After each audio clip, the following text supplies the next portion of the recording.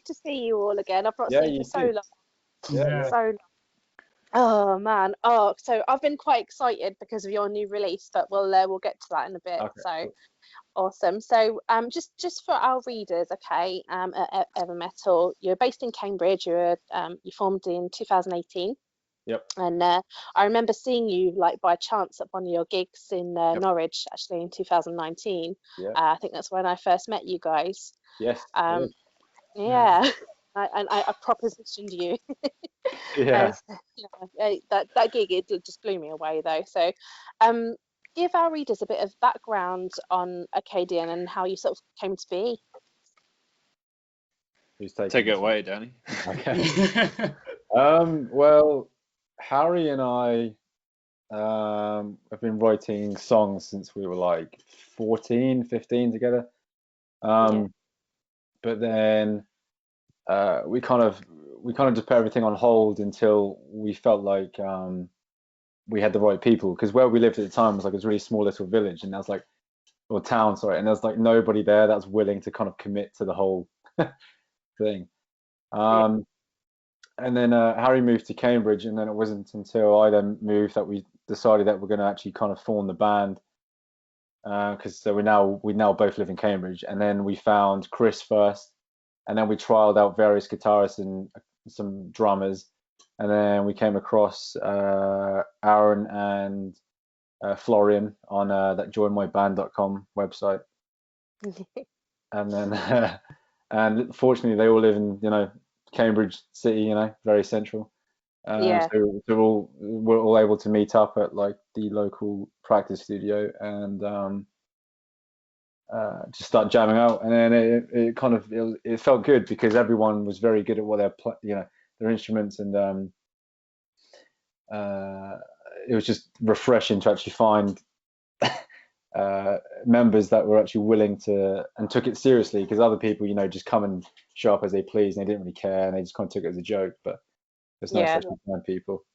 So yeah, it was kind of, like I said, many years in the making, really. But I guess Akkadian itself as a whole, it's existed in 2018. But I think me and Harry come up with the idea for the name and the like kind of the whole theme and the idea behind it back in like 2013, I think, originally. Yeah. But we just didn't do anything with it. It was just like an idea. So it sort of came together a bit later. So yes, yeah. Yeah, cool. So as you're quite a diverse band in your style. So do you have do each of you have like previous music background at all, or? Yeah, definitely it differs among us, doesn't it? I mean, so I guess a general run over would be like me and Danny share. I know most of the bands share quite a lot of similar interests in bands and music styles. But then we all have our own kind of little niches. So Aaron, for example, not to put words in your mouth, but I think a pretty good guess would be lots of death metal, gent kind of style music. Yeah, pretty accurate. Yeah, and whereas on the other side of the spectrum, Danny is, he's a 70s, 80s kind of guy. Zeppelin, Doors, 60s, 70s. that kind of stuff. And then me and Florian kind of have a similar interest in like jazz, as well as the other side of like heavy stuff. So yeah, there's a broad spectrum in the band, which is cool. And it's fun because we can try and meld all those ideas together to come out with something strange. And that's essentially what happened with Agenda. We kind of meld some things together. So you've got like a bit of, blast beat, extremely fast metal, coupled with kind of slower, melodic, almost psychedelic stuff at the end, and then some genty stuff in there as well. So yeah. We kind of just made. I think I remember when we were making it together, we just made it like it was almost a little piece of every single person in the band made this song. So it's like Aaron really loves blast beat, and then like that sort of music. So we put that in there, and then and then like the groovy riff at the end, like and then like I think like so Harry come up with that, and then like Florian come up with the chorus, and then I wanted like a psychedelic piece in there. So literally, it's like everything's all merged and made what that thing is.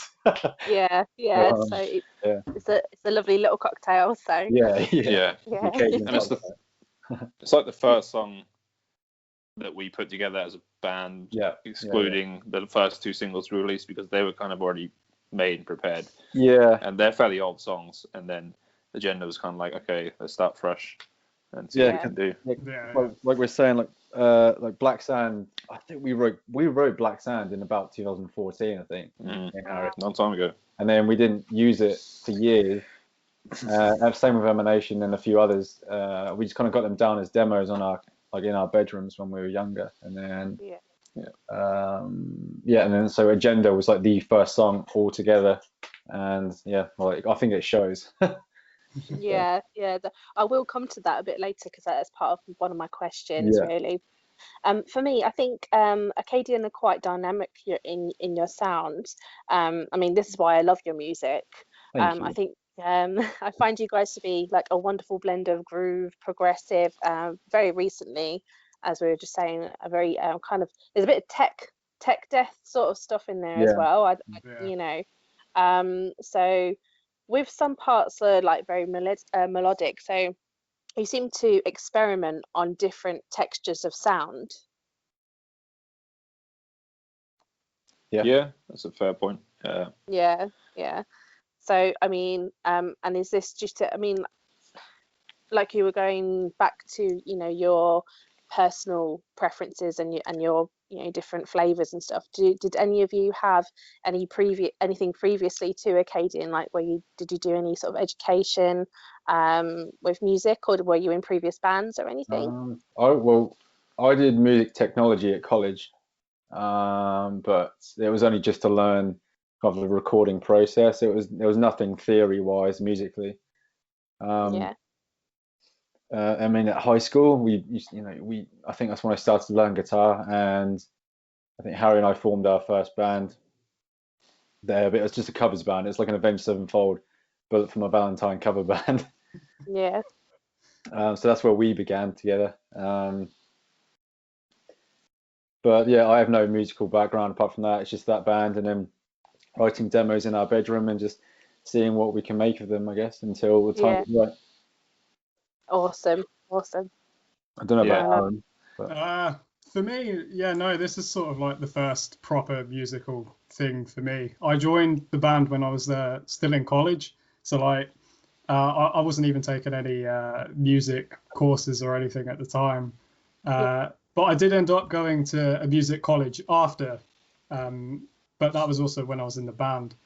But I guess before that, I did have a little kind of death metal band with just a few of my college friends. Awesome. But it wasn't really quite what I wanted. Just sort of no one. Well, there were a few people that took it seriously, but it just didn't quite feel like it was going to work out in some ways. So that's when I started looking for another band, and then that's when I found these guys. Just out of curiosity, Aaron, because I never asked you this, how long were you looking for another band? Because it seemed like we put the ad out for musicians, and you were like instantaneous. Were you waiting for a long time to look for a band, or was it quick? I think it was mainly my dad, I think, that kind of made me look for another band, because as you both know, like he's a musician himself, so he always kind of gave me like guidance and whatnot. So like with that band, he could tell like they just we weren't really going to get too far with it. So I started, I guess, well, I was pretty content then with the band that I was in, but then he kind of made me see that point that of like, it's not going to quite make it just even to play a gig. So that's so I just started looking on join my band then, and I think it was one of the first ads I saw. Nice. It's destiny, bro. It's destiny. Reeled right in. Yeah, you're trapped now. It's all right with me. That's all right. No going back. That's it. So the name Akkadian is taken from sort of the first ancient empire of the Mesopotamians, which is quite interesting. So you have a slight ancient Egyptian theme to some of your music, but we see this in Black Sand as well. So, but you're also known for including like spiritual vibes to your music. So what made you find your fit with that? I mean, what inspired that? I personally think it's all kind of connected in a way, like the whole. Absolutely. Like, when you look at the whole, because I'm obsessed with ancient history. So when you look into it and stuff, the correlations and that are there in the past with their old stories and their symbolism and everything, to me it all just kind of connects. And then just from my own experiences, you you kind of I don't know, you kind of fill in the gaps, whether that be by yourself or just talking with the other people. You kind of almost have like not an epiphany, that's a bit dramatic, but you kind of have a sudden kind of realization that maybe what's happening now was also what was happening in the past, and it's kind of just been mistranslated, sort of thing. Yeah. So and I think for me, when I'm writing the lyrics and everything, and we're trying to brand it, it's very much just trying to almost comparing and contrasting like how we are as society right now, and then looking back at the ancients, and then like where they were, and then kind of filling in the pieces of what we could have misunderstood and miscommunicated over the years. And like the evolvement. Sorry? Like the evolvement of things. Yeah. Because like over time, especially in our modern day society, I think a lot of things, it's been educated out, and it's like very suppressed, and there's things that kind of get pushed to the side and forgotten about. So it's just it's almost just like shining a light back on what we may have missed, or the linkage with like ancient history and the universe type thing. Yeah. And I just think that ties in perfectly with like the ancient and the spiritualism, kind of that it's like a perfect little mold. Yeah, exactly. Yeah. That's a cool name. What? Yeah. It's a cool name. It's easy to remember. It's a cool name, yeah. What's that? It's like what, 3 syllables? Akkadian, maybe. Although saying that, people have messed that up in the past. We've had Oh my god, so many Ian, times. How Aladdin. did you get that wrong? people they either spell it completely wrong, or like we've had it at venues where outside they've written it on like pen or chalk and they've spelt it completely wrong.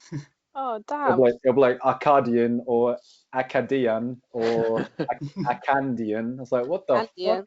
My mum always calls us Arcadian. I don't know where the R comes from, but yeah. I think Arcadian is a Greek word. It's like, I think it's ARC, right. I believe, Arcadian, I believe. You have to ask Chris, he'd verify that. Yeah. I was going to say, who have to ask Chris. Oh, cool. Well, so let's talk a bit about your releases. You released your first 2 singles, Black Sands and Emanation, in 2019, which introduced us to the ties between the Egyptian theme and the spiritual voice of Akkadian. Yeah. It marks out the interdimensional message, I think, as well, to the tracks. Yeah. The heavy, melodic, and we can see a lot of range to Danny's voice as well. How were these perceived once they were released? I mean, I think with Black Sand, it was really strange because I was really ill. Like when we recorded that, like my eyes bunged up, I had a sore throat, and I was like, "Fuck me!" Like all the days, all the weekends, I had to be now, because there was kind of like a run where every time I was gonna do a practice session, a gig, or a recording, I'd be ill. I don't know why. I just was. So every time I listen to it, I hear it, and I'm like, I can't fucking listen to it because I hear my cold. Oh no! Yeah, but I think people have been generous about it, I guess. And then with Emanation, it was kind of the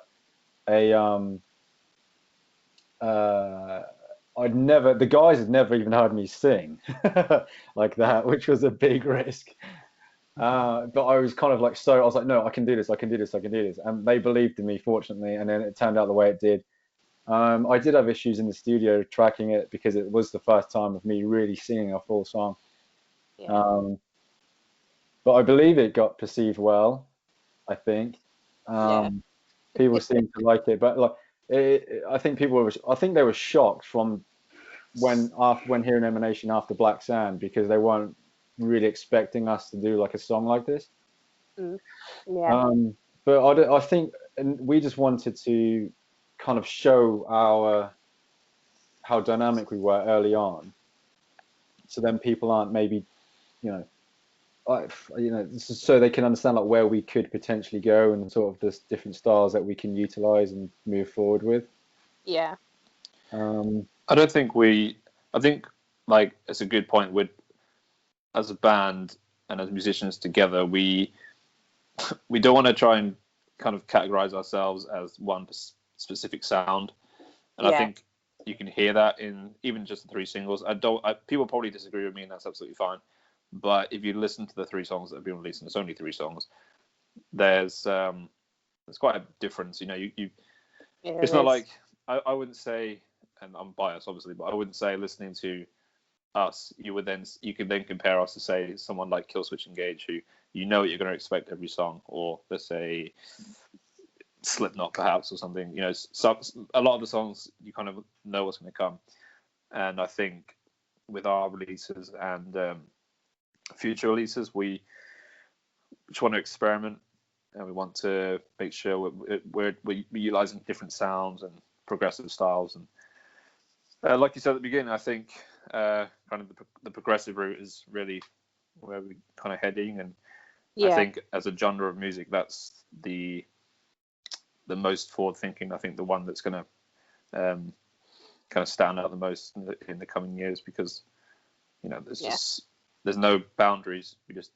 do what we want. Exactly. Well, that's the thing. When I think of you guys, I don't put you in a box of a genre, and this is why, you know, because like I said, you have different textures to your music. So, yeah. You unveiled your new single Agenda last week. Yeah. On the 12th of February. This track to me, like I said earlier on, shows an evolvement of sorts from, say, Black Sands. It's more tech deathy vibes, more groove, overall very fast, pounding, you know, with some beautiful ambience in it. I think that's a beautiful touch. That's kind of how you're describing the exact reaction we had hoped. Yeah, yeah, it's gorgeous. Danny, your vocals are powerful, but I do find more range in this song as well, in this track. I can tell the difference. So what are your thoughts on Agenda and the perception of the changes? Um, I just absolutely love this song to pieces. Like exactly the reason why you said, because it's so dynamic and it's got so much in there, and it is hard hitting as it is in those verses. Like the chorus is kind of groovy and it gives the song space to breathe. Mm.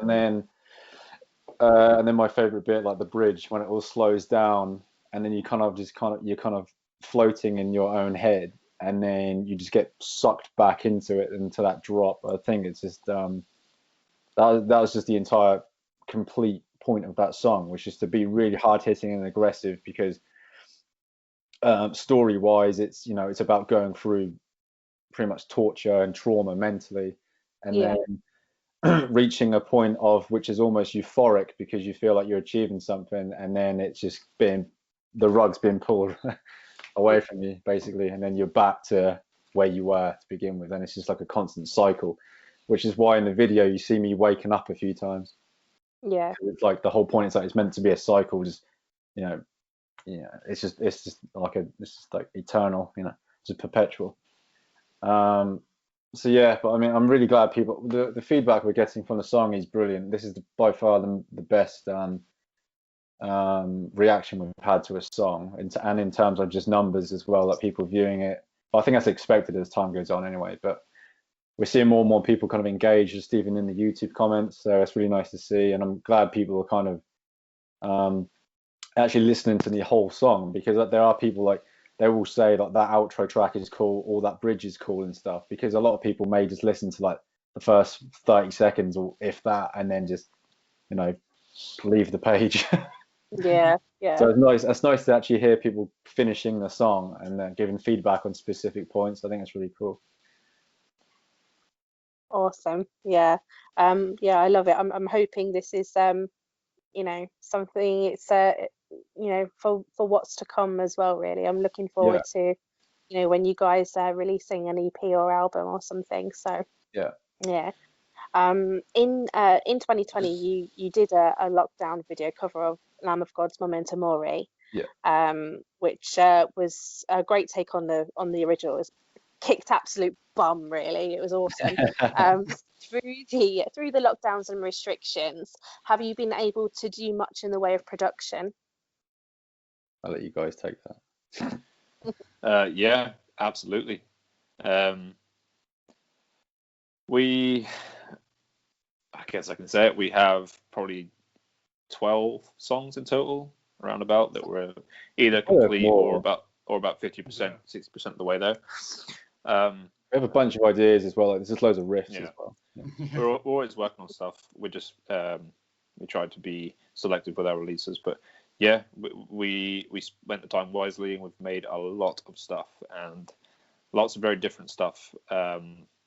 Songs that could be up to 10, 11 minutes, songs that are very orchestral. Yeah, just really interesting stuff. And in particular, me and Aaron, we always go back and forth with lots of different riffs and drums and song ideas, and we're very diplomatic as a band. We go back and forth and all agree together, but independently, most of us are creating music. So yeah, we use the time wisely, and you can really see a progression. And we just try to bear in mind that we want to make sure songs are independent and not all sounding the same and boring. But I mean, I don't know if Aaron has anything to add, but the guy is always producing stuff, so he's a machine. It's all that Monster Energy he drinks. I know, too much. But TikTok videos. Oh yeah.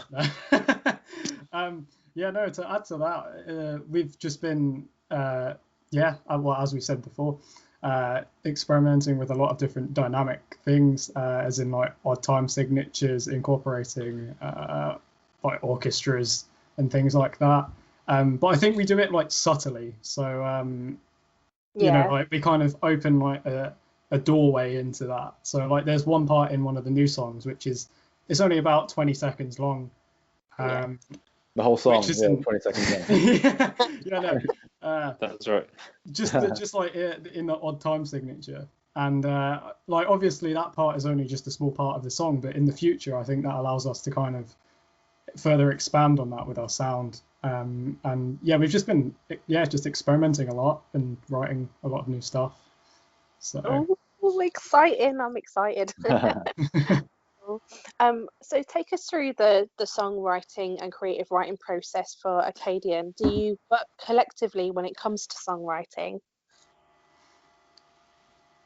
Go for it, Aaron. I mean, a lot of it kind of starts out from just one idea. Like it could be a guitar riff, or it could be I could come up with a drum beat or something, and then we'll share it between the rest of the guys in the band. I think normally drums and guitar seem to come first, just to kind of get a sense of structure, and then obviously we'll share that with the rest of the guys, and then bounce ideas. As Harry said earlier, we go back and forth a lot until a lot until we get until we're happy with that, like 10 seconds of whatever it is. And it's basically just that until we've kind of constructed a whole song, I guess. And we don't really have like a mindset of like what we want that song to be like. We don't think, all right, our next song is going to sound like this, or we just we just kind of come up with the ideas, just send them over and see how they kind of flow together. Yeah. Sometimes we'll have good days. You could sit down with your instrument, spend 5 or 6 hours trying to come up with something cool, and nothing happens. You could come up to it for half an hour at night time when you're tired as hell and create something really cool. Like we got a new song. I guess I can say we have a new song called Serpentine, which is going to be a single. Yeah. That song, that was written in about 2 days, guitar-wise. But obviously there was some back and forth with some bits. But the general gist came from one riff, and then everything just flowed. Yeah. And then comparing that with, I don't know, I guess Agenda, that was a very long process, lots of back and forth. But yeah, Only the end riff. This is perfection takes time. So I was going to say, yeah, I remember that end riff. You must have spent about 15 different riffs, and we're like, and then you sent that last one, and I was like, this is the one. Like, yeah. It's hilarious because like Emanation. I remember when we were at my old my parents' house when we were younger. We wrote Emanation in like an afternoon, like the entire thing, like and then I literally just wrote lyrics like probably in about 20 minutes, and I was like, what the fuck? Like it's weird how things happen like that. Like one song will just come organically that quickly, and then it's just very bizarre how songs do come around. Like they come to you. Yeah. For me as well, like the worst thing for me is that I'll come up with half of the ideas when I'm not even behind my kit. Like I'll just be out something, and I'll have to try and keep that idea in my mind for the rest of the day until I get back. Yeah, I forgot it by the time I get back. Blast beating on like fucking hand railings in the park, like pretty much on the slides, humming it as you go home. Yeah. So is there have you got any news or anything of an EP or an album on the horizon at all? In all honesty, I think because of the way how COVID has hit and everything, and just we kind of reevaluated our release strategy, like because we could we could easily just release an EP, or if we spent more time on it, just release an album, but we don't really think it's kind of necessary at this stage because because when you look at like consumerism nowadays and like marketing strategies, it's all kind of it's personally from my perspective and from what I've learned online, it's very much well, what's next? So at our stage, if we were just to release an album, it would kind of be like, there you go, and then everyone would be like, okay, cool, and then now what? Now what? But with like Spotify and everything, you kind of have to be very frequent, which is like, because this year, frustratingly, we were going to record 3 songs or release 3 songs this year, but we just never got to go in the studio because of COVID. Yeah. Because we do want to kind of have this new strategy where it's like every I don't know, every quarter, so every 3 to 4 months, we'll release a brand new single throughout the whole year. Yeah. Instead of just like a one lump kind of deal, because it's like if we had more momentum and traction, I'd say an EP or an album would maybe be a good shot. But I think right now, and because of how competitive it is and how frequent you need to be on people's phones and everything, you need to constantly be popping up with something new. I think the whole strategy's kind of changed nowadays. I think also because obviously you're not like live at the moment as well, no, so exactly, you can't promote it live at the moment, so no. So I think that's our strategy anyway. It's going to be multiple singles for the next couple years at least, just to see where things go, because our first year was like gigging was quite successful in a way, considering we didn't know anybody. Like we didn't know anyone in the game. I think the only person we met was you. and then you got us gigs, and then from there we were kind of doing everything on our own, and we didn't know these people, and then we ended up finishing the year playing the Underworld. It wasn't like a big band playing, but I mean like having Andre and stuff, and Joyce's cover band, wasn't it? Yeah, so it's like it's nice to it wasn't like, for us there was like hardly anyone there because we were like this starting band, but to get from opening at our local venue to then opening at Camden Underworld, like within like I think it was 10 months or something like that. Yeah, it's like what pretty the crazy. Yeah, to us it's like what the hell's going on. So then like 2020 was meant to be rammed, and we thought going to get more momentum. So, I mean, now like we're kind of back to square one. So we're going to see what happens, I guess. Like, you know. Yeah. Yeah. Well. Yeah. So that's why we're not releasing an EP or an album, because the momentum's gone. Really, that's why. Yeah. I can imagine, but I think once everything is allowed to come back, it's just going to go boom. I'm hoping. Hopefully. Yeah. I'm hoping that people are not really going to take gigs for granted, anymore. Oh yeah, So. I think people are going to go completely over the top and just want to go every weekend. Just Yeah. Yeah, Hope that so. urge. That I know I urge is will. definitely Honestly, if the Portland Arms here in Cambridge has a gig on every week, I'm going to go. So whatever. Yeah. definitely. Exactly. Oh, let's hope so. Yeah. Let's find out Monday. What can others do to support you at the moment? I mean, just listen to Agenda. Put it on there. Listen to it on Spotify. Put it on their playlist. You can buy it on iTunes. You can buy it on Bandcamp.